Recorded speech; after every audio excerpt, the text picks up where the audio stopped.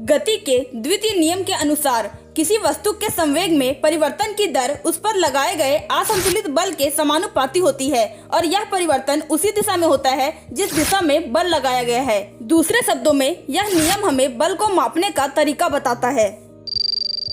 द्वितीय नियम का गणितीय रूप। मान लीजिए कि m द्रव्यमान की कोई वस्तु u प्रारंभिक वेग से सीधी रेखा में चल रही है। t समय तक उस पर एक निश्चित बल F लगाने पर उसका वेग v हो जाता है।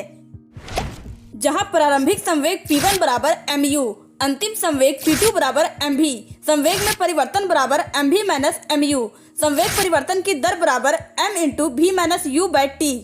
द्वितीय नियम के अनुसार लगाया गया बल इस दर के समानुपाती होता है।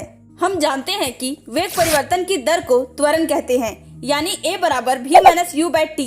इसलिए F समानुपाती m इंटू a या F बराबर k m इंटू a। यहाँ k एक स्थिरांक है।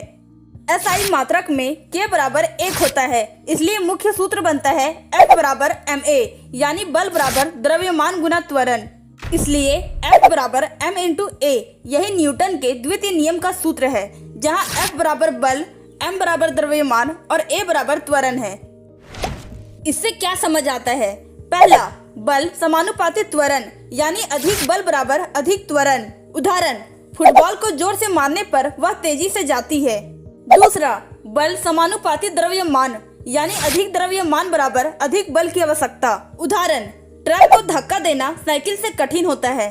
बल का SI मात्रक न्यूटन है, जिसे N से दर्शाते हैं। 1 न्यूटन बराबर 1 kg मीटर पर सेकेंड स्क्वायर।